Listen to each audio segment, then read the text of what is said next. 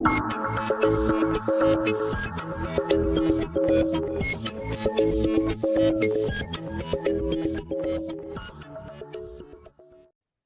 तर्क ज्ञान पर आपका स्वागत है। मैं हूं दिग्विजय। वाणी नवागंतुक संसदीय वाद विवाद प्रतियोगिता आयोजित हुई मैत्री कॉलेज में, जिसको कि वाचिक हिंदी वाद विवाद समिति मैत्री कॉलेज ने उसने आयोजित किया। और इससे पहले कि वो लोग क्या तैयारी कर रहे हैं, किस तरीके के टीम्स उन्होंने बुलाई हैं, कितनी टीम्स बुलाई हैं, एजेस क्या हैं और उनकी तैयारियां क्या हैं और कितने उत्साह के साथ वो उस तैयारी को कर रहे हैं, इसके बारे में हमने बात की थी पूरी आयोजन समिति के जो महत्वपूर्ण पदाधिकारी हैं उन सभी से। लेकिन अभी इवेंट हो गया है, तो इवेंट कैसा रहा और कितने लोग आए, कार्यक्रम समारोह या पूरा जो गतिविधियां थी, पूरी गतिविधियां जो संसदीय वाद विवाद प्रतियोगिता की थी वो कैसी चली, निर्णायकों के फीडबैक क्या रहे, प्रतिभागियों की प्रतिक्रियाएं कैसी रही हैं, ये सारी चीजें हम आज फिर से हम आयोजन समिति के साथ हैं और आयोजन समिति से जानना चाहेंगे कि इस आयोजन को करने के बाद उन्होंने क्या महसूस किया और जो उम्मीदें या जो विश्वास था वो पूरी तरीके से वो लोग क्रियान्वित कर पाए। और जो लोग आए जैसे जजेस, अधिनिर्णायक आए, तो उन्होंने क्या क्या चीजें बताई और कितनी सराहना उन्हें प्राप्त हुई, इन सभी और तमाम अन्य बातों पर बात करेंगे। तो हमारे साथ फिर से अनन्या है, अध्यक्ष वाचिक की, और कनिष्का भी हैं और अंजलि भी हैं। तो इन सभी से बात करने की कोशिश करेंगे। सबसे पहले अध्यक्ष के पास चलते हैं, अनन्या।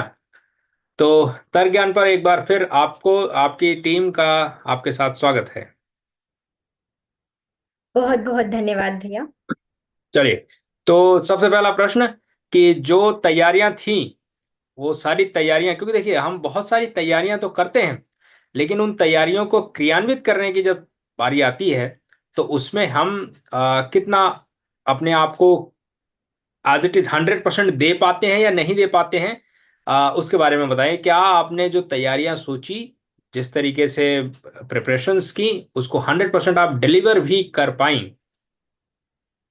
आ, जी भैया।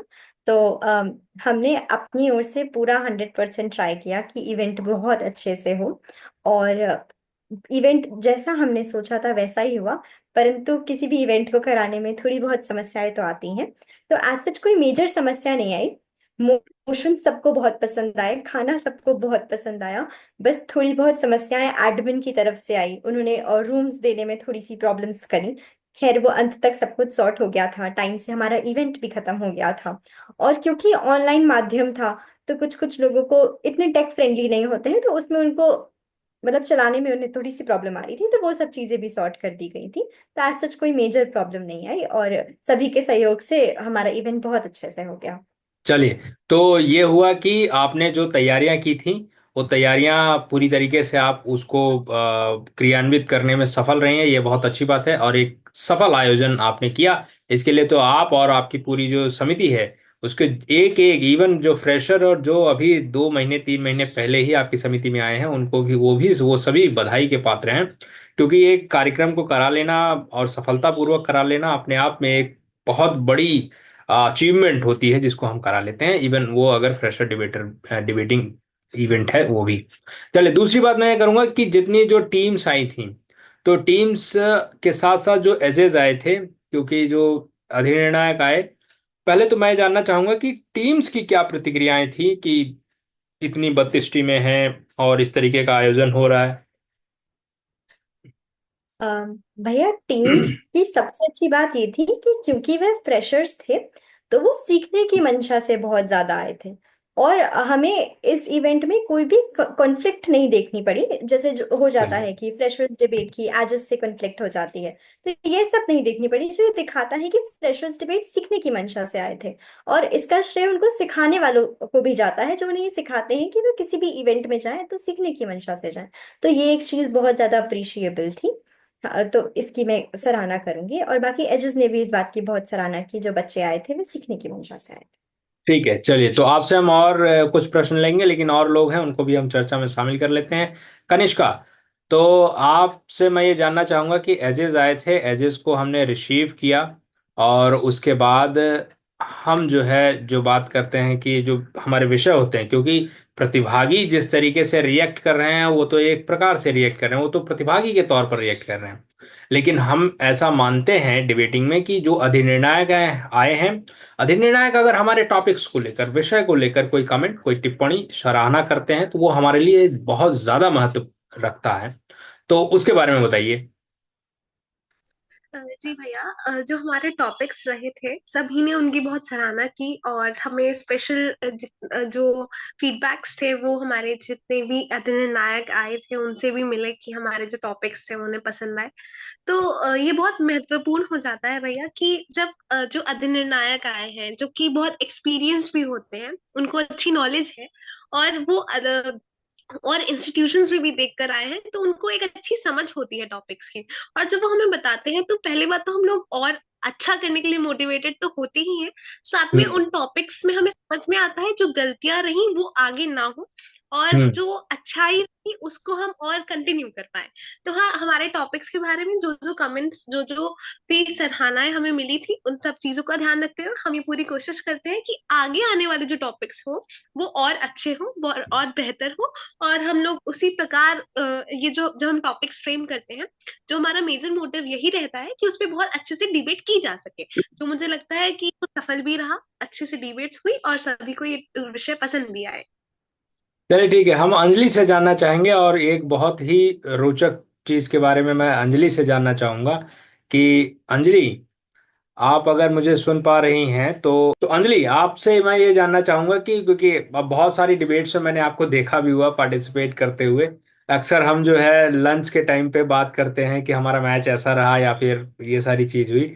तो मेरा सीधा सा प्रश्न ये रहेगा कि जो हम रिफ्रेशमेंट देते हैं, है ना, लंच, भोजन कैसा था, और उसके बारे में जैसे होता है ना कि हाँ आपने तो हमें इतना रजिस्ट्रेशन फी चार्ज किया है लेकिन हमें जो कूपन जो दिया है वो 50 रुपीज का है, या फिर प्लेट नहीं मिली, या फिर रिफ्रेशमेंट कैसी दी थी आपने।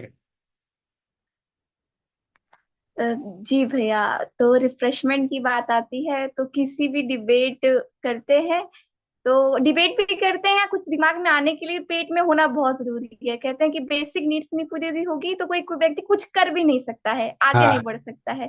तो बहुत महत्वपूर्ण बिंदु होता ही है भोजन का। तो भोजन में ऐसा था भैया, हम लोग और लोगों से हटके करवाते हैं कि हम ऐसा नहीं है कूपन बांट दें और जाके आप कैंटीन से ले लीजिए। ऐसा व्यवस्था नहीं होती है, जहां ओसी मेंबर्स खुद सर्व करते हैं, पर्टिकुलर प्लेट्स आती हैं और पूरे हाइजीन का मेंटेन किया जाता है। पूरी पैक्स होती हैं व्यक्ति के अनुसार, जैसे जिसको मतलब मेजोरिटी में जो लोगों को जो चीजें पसंद होती हैं, उदाहरण के लिए जैसे राजमा चावल हो गया,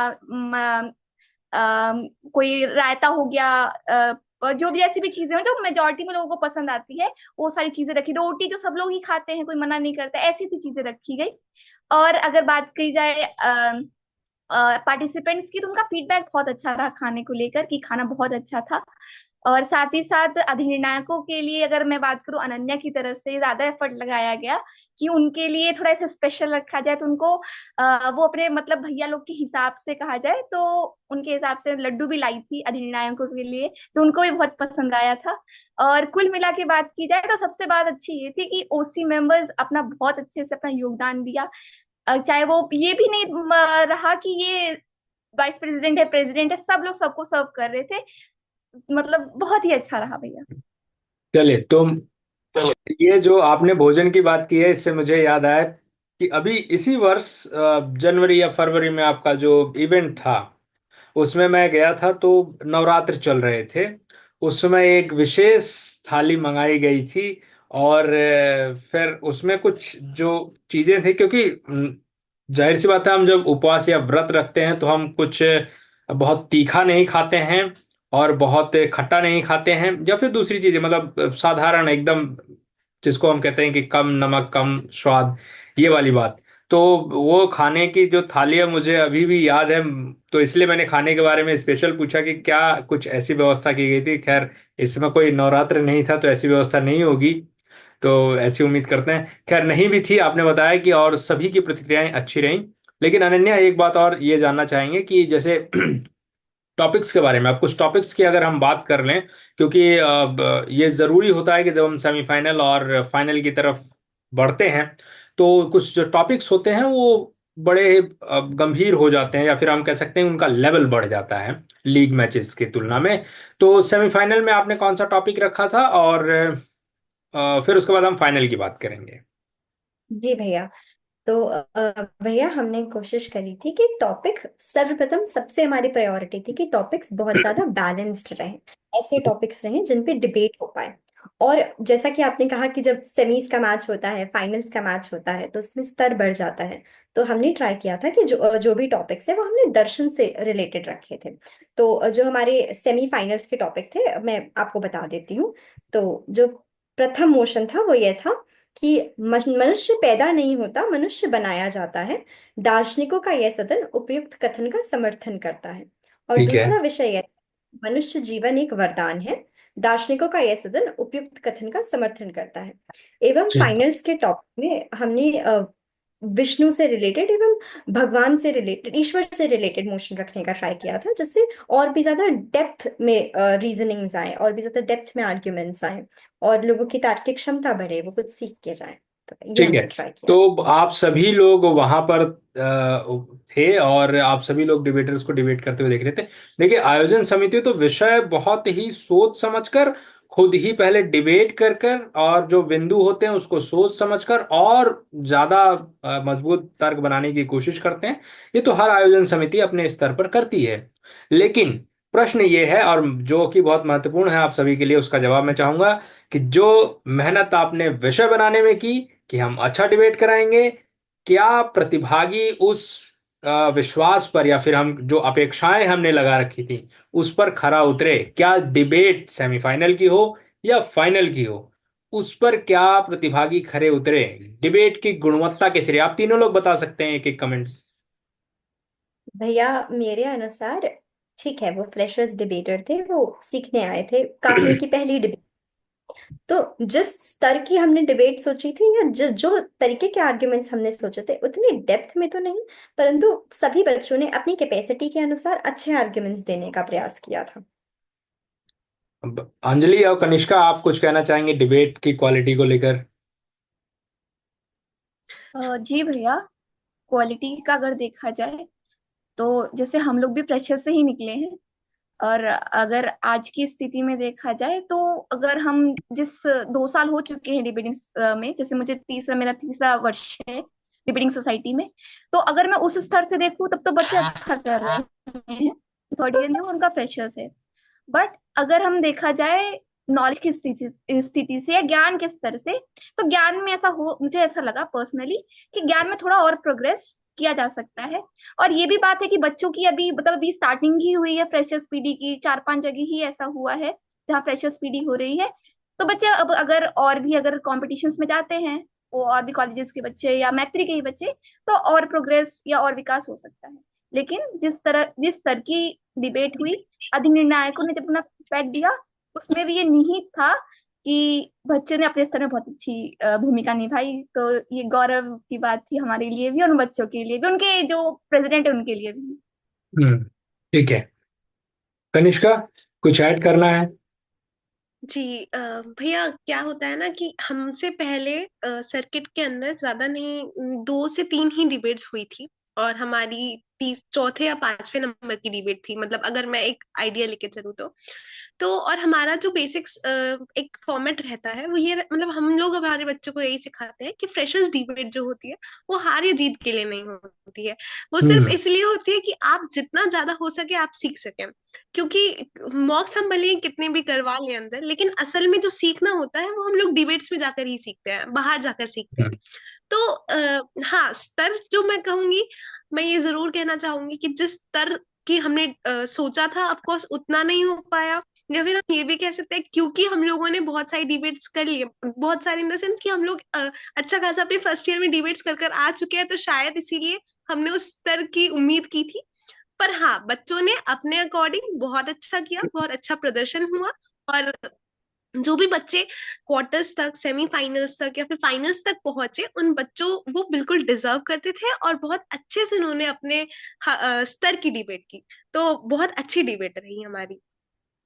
चलिए, तो ये बहुत अच्छी बात है, क्योंकि और ये हमेशा ऐसा ही होता है। हम इवन हम तो फ्रेशर्स की बात कर रहे हैं, हम यहाँ तक कि आप अगर चैनल पर जाकर देखेंगे कि बहुत सारी ऐसी डिबेट्स सीनियर्स की पड़ी हुई है। मैं उसमें से आपको कुछ डिबेट्स बता सकता हूँ जो कि चैनल पर उपलब्ध है, आप उसे देख सकते हैं। वाग्मी की नहीं, मैं कह रहा हूँ वेंकटेश्वर कॉलेज के फाइनल के डिबेट है। और उसमें क्या डिबेट हुई है, इतना शानदार बढ़िया टॉपिक था, लेकिन उसको बहुत बेकार किया गया था। फाइनल मैच की स्तर को मतलब बिल्कुल ही गिरा दिया गया था। अगर फ्रेशर बच्चे भी होते तो वो अच्छा करते। तो ऐसी डिबेट्स सीनियर से भी होती है। और बहुत सारी और ऐसी डिबेट्स फाइनल की रखी हुई हैं जिसमें आप देखेंगे तो वो स्तर पता चलेगा कि फाइनल में जाके कितना खराब कर देते हैं लोग। इतने अच्छे बेहतर विषय का जिसमें हम उच्च तार्किकता और गहन चिंतन की बात करते हैं, वो चीजें नहीं आती और सतही लेवल से भी बेकार डिबेट हो जाती है। खैर, आप लोगों ने जो मेहनत की और सफल रहा, और ये सभी प्रतिभागियों की प्रतिक्रियाएं आप लोगों ने बताई हैं और अधिनिर्णायकों की प्रतिक्रियाएं आपने बताई हैं। बहुत शुभकामनाएं आपको आपके अगले सत्र में, जो आपकी सीनियर डिबेटिंग होगी, सीनियर पार्लियामेंट्री डिबेट का आप आयोजन करेंगे, उसके लिए शुभकामनाएं। और तैयारियां आप लोग कर रहे होंगे। फिलहाल अभी आप सभी के एग्जाम आने वाले हैं जो थर्ड ईयर में, थर्ड सेमेस्टर फिफ्थ सेमेस्टर में हैं। तो उसके लिए भी आप सभी को शुभकामनाएं हैं। और अनन्या, हम आपसे सिर्फ इतना ही कहना चाहेंगे कि आपकी समिति ने नवागंतुक संसदीय वाद विवाद प्रतियोगिता को सफलतापूर्वक आयोजन किया। इसके लिए आप और आपकी पूरी टीम बधाई की पात्र है। और शुभकामनाएं तर्क ज्ञान की तरफ से और पूरी डिबेटिंग सर्किट की तरफ से आपके लिए है कि आप अगले सत्र में सीनियर डिबेटिंग जो पार्लियामेंट्री डिबेट है वो भी आप इसी प्रकार सफलता से कराएंगे। और तर्क ज्ञान की कोशिश होगी कि इस बार वहां मौजूद रहे और पूरी तरीके से उस इवेंट को कवर करेगा। इस बार नहीं बहुत पहुंचे, बहुत लेकिन हमने इस बार इस पोस्ट इवेंट वीडियो के जरिए ये बताने और जानने की कोशिश की है कि हम तर्कज्ञान डिबेट के लिए हमेशा है और हमेशा खड़ा रहेगा। अनन्या। बहुत बहुत धन्यवाद भैया। और हमारी भी कोशिश रहेगी कि जो हमारी वो यूथ डिबेट होती है, विदुषी मैत्रेयी स्मृति संसदीय वाद विवाद प्रतियोगिता, वह और भी ज्यादा भव्य हो। और तर्क ज्ञान की उपस्थिति अनिवार्य हो उसमें, वह जरूर से उपस्थित रहे। तो उसके लिए भी आपका बहुत बहुत धन्यवाद भैया। चलिए, तो आप सभी को मैं फिर से एक बार और इस सफल आयोजन के लिए अ, शुभकामनाएं देता हूं। और ये चाहूंगा कि आप सभी जो जितने भी डिबेटर्स हैं वो डिबेटर्स जाएं, तर्कज्ञान पर देखें। बहुत सारी वीडियो अवेलेबल हैं और उन वीडियो में आपको बहुत सारी चीजें सीखने को मिलेंगी। लेकिन फिलहाल आप सभी लोग अपने एग्जाम पर फोकस करेंगे। और शॉर्ट्स आती हैं, क्वेश्चन आंसरिंग कैसे होती है, ये सारी चीजें मैं आपको बताऊंगा और बताता रहता हूं। निश्चित तौर पर आप इसे वीडियो को देखें और जितने भी जो इवेंट हुए हैं उन सभी के जो एक आप कह सकते हैं शॉर्ट वीडियो टाइप, वो आपको देखने को मिलेगी। इसी वीडियो में आपने देखा होगा, बहुत सारी पिक्चर्स आपने देखी होंगी। तो आप सभी से मिलेंगे एक अन्य वीडियो में बहुत ही जल्द। लेकिन तब तक के लिए आपसे अनुरोध यही है कि तर्क ज्ञान को देखिए, डिबेट करें, तर्क करें और तर्क को जानें और समझें। बहस, सतही बस बहस से बचें। बहुत बहुत शुभकामनाएं। धन्यवाद।